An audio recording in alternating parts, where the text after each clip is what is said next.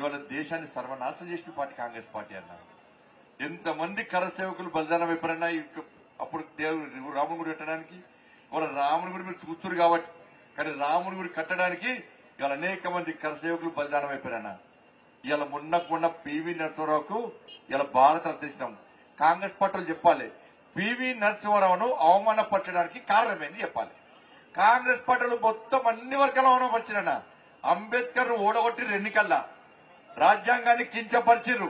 కానీ భారతీయ జనతా పార్టీ అంబేద్కర్ రచించిన రాజ్యాంగానికి అనుగుణంగా ఈ దేశాన్ని పాలిస్తున్న ఏకైక వ్యక్తి మన నరేంద్ర మోడీ అన్న.